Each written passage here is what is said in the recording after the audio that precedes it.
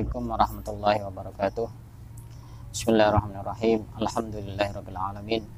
Wassalatu wassalamu ala sayyidina Muhammadin asyrafil mursalin wa ala alihi wa sahbihi ajma'in.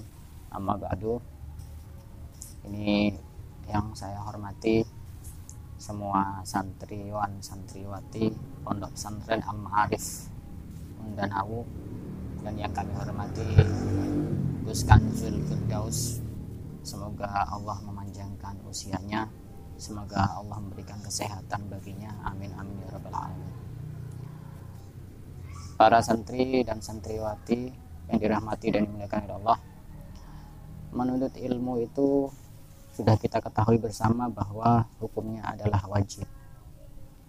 Wajib artinya jika kita meninggalkan untuk menuntut ilmu, maka kita dihukumi sebagai orang yang berdosa. Sebegitu pentingnya mencari ilmu sampai Allah di dalam Al-Quran memerintahkan kepada kekasihnya yaitu Rasulullah Muhammad SAW. Allah berfirman di dalam Al-Quran, wa qul rabbi zidni ilma. Katakanlah wahai Muhammad, rabbi zidni ilma, ya Tuhanku tambahilah aku ilmu. Ini salah satu doa yang dipanjatkan oleh Nabi Muhammad, ya Allah tambahilah aku ilmu. Dari doa ini kita juga bisa belajar banyak bahwa jika sekelas Nabi Muhammad yang ilmunya sudah setinggi langit, tidak ada satupun manusia di muka bumi ini yang bisa menandingi ilmunya Nabi Muhammad. Akan tetapi beliau masih berdoa agar ditambahi ilmunya, maka kita sebagai umatnya jauh lebih pantas untuk berdoa sebagaimana yang dipanjatkan oleh Nabi Muhammad. Bukan berarti kita hanya berdoa saja, tapi kita juga harus melaksanakan dari doa itu, yaitu dengan berusaha dan bersungguh-sungguh di dalam mencari ilmunya Allah Subhanahu wa taala. Kemudian orang mencari ilmu itu sebenarnya dia sedang menerima warisan yang sangat agung dari Rasulullah. Karena yang diwariskan Rasulullah bukan uang, bukan rupiah, bukan dolar, akan tetapi yang diwariskan oleh Rasulullah kepada kita sebagai umatnya adalah ilmu. Ada satu kisah diceritakan bahwa dulu ada salah seorang sahabat yang bernama Abu Hurairah radhiyallahu anhu. Suatu hari Abu Hurairah ini pergi ke pasar. Kemudian setelah berada di pasar, Abu Hurairah ini mengumumkan sesuatu. Wahai orang-orang yang ada di pasar, di sana ada pembagian warisan Rasulullah di masjid sana. Kemudian akhirnya orang-orang yang ada di pasar itu semuanya pergi ke masjid, dan Abu Hurairah menunggu di pasar itu. Setelah orang-orang pergi ke masjid, mereka melihat di masjid itu ada orang baca Al-Quran, ada orang berzikir, ada orang sholat, ada orang membahas tentang hukum-hukum Allah, halal dan haram, sah dan tidak sah, dan lain sebagainya. Dan tidak melihat di situ ada pembagian harta, uang, emas, dan lain sebagainya. Sehingga kemudian orang-orang yang ada di pasar ini, yang kemudian pergi ke masjid ini, kembali lagi ke pasar dan melihat Abu Hurairah masih berada di situ. Kemudian orang-orang yang ada di pasar ini berkata kepada Abu Hurairah, wahai Abu Hurairah, di pasar kami tidak menemukan pembagian warisan. Bagaimana kamu ini? Kemudian Abu Hurairah bertanya kepada mereka, wahai orang-orang yang ada di sini, yang kalian lihat itu apa?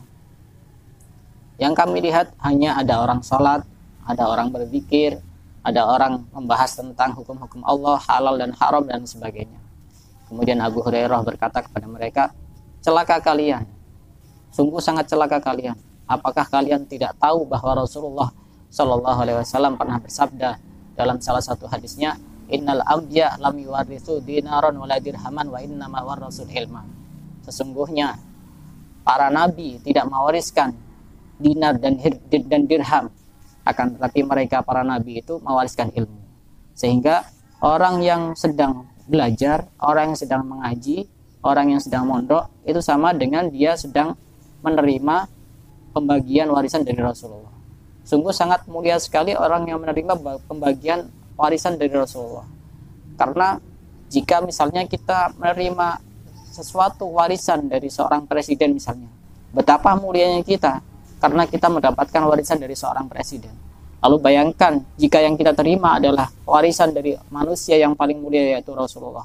Kita menjadi orang yang sangat mulia, mulia di sisi Allah dan mulia di sisi Rasulullah SAW. Kemudian yang paling terpenting bagi seorang penuntut ilmu itu adalah mengagungkan dan memuliakan gurunya. Dalam satu keterangan dijelaskan di dalam kitab Adabu Sulukil Murid yang dikarang oleh Al-Habib Abdullah bin Alawi bin Muhammad Al-Haddad, beliau berkata, "Idza ra'aital murida mumtali'an bi ta'dhimi syaikhihi wa ijlalihi mujtami'an bi dhahirihi wa batinihi ala i'tiqadihi wa imtisalihi wa ta'addubi bi adabihi fala budda ay yaritha sirrahu aw syai'an minhu in baqiya ba'dahu." Jika engkau melihat ada seorang murid yang hatinya dipenuhi dengan mengagungkan dan memuliakan gurunya, baik secara zahir maupun batin, dan dia mentaati apa yang diperintahkan oleh gurunya dan melakukan adab sesuai dengan adab yang dilakukan oleh gurunya, maka dia pasti akan mewarisi rahasia dari gurunya itu jika ia hidup setelah gurunya meninggal dunia. Ini sudah semestinya seorang murid itu harus memiliki adab yang sangat sempurna dan sangat penuh pada gurunya. Dan ini salah satu rahasia seorang murid bisa mendapatkan ilmu yang tidak mungkin didapat oleh murid-murid yang lain yang tidak memiliki adab, yang tidak memiliki keterikatan batin yang sangat kuat kepada gurunya. Sebagaimana juga ada salah seorang ulama yang lain yang bernama Al-Imam An-Nawawi. Beliau dijelaskan di dalam kitab Al-Anwarul Qudsiyah yang dikarang oleh Syekh Abdul Wahab Asy-Sya'rani. Beliau bercerita bahwa ketika beliau ini keluar untuk belajar kepada gurunya, beliau ini bersedekah di jalan. Dan kemudian beliau berdoa, Al-Imam An-Nawawi ini, Allahumma astur anni aiba muallimi hatta la taqa'a aini lahu ala naqisatin wa la yuballighuni dzalika anhu ahad. Ya Allah, tutupilah kekurangan atau aib dari guruku sehingga mataku tidak melihat kekurangannya sama sekali, dan tidak ada satupun orang yang mengabarkan kepadaku tentang kekurangan guruku. Nah, ini juga salah satu adab seorang murid, harus meyakini bahwa gurunya itu mempunyai sisi kesempurnaan, walaupun kenyataannya seorang guru atau manusia pada umumnya pasti memiliki kelemahan dan kekurangan. Agar apa? Agar ilmu lebih mudah masuk. Karena ketika orang sudah meyakini gurunya mempunyai kekurangan, ini biasanya ilmu lebih sulit untuk masuk karena dia mengetahui kekurangan dari gurunya.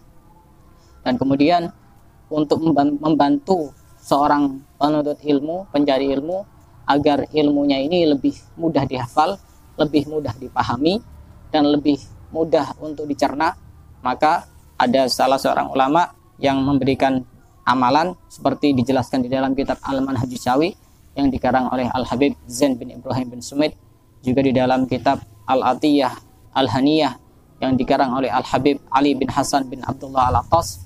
Beliau memberikan amalan, sudah sebaiknya seorang murid itu membaca setiap hari, membaca amalan ya mubdi'u ya khaliq paling sedikit 100 kali. Ya mubdi'u ya khaliq paling sedikit 100 kali. Insya Allah dengan usaha yang sangat sungguh-sungguh, belajar kemudian mengamalkan ini, dia akan lebih mudah untuk memahami, menghafalkan, dan mengucapkan ilmu-ilmu yang gharib, yang aneh, yang tidak pernah diucapkan oleh seorang penuntut ilmu yang lain. Dan yang paling terpenting, adab bagi seorang penuntut ilmu itu, dia harus hatinya bersih. Jangan sampai ada sedikit pun sifat sombong, karena ilmu itu ibarat air. Air itu pasti mencari ke tempat yang rendah. Sedangkan seorang murid yang di hatinya terdapat benih-benih kesombongan, maka ilmu itu sangat sulit untuk masuk, karena ilmu pasti mencari pada hati-hati yang rendah hati, yang tidak tinggi hati.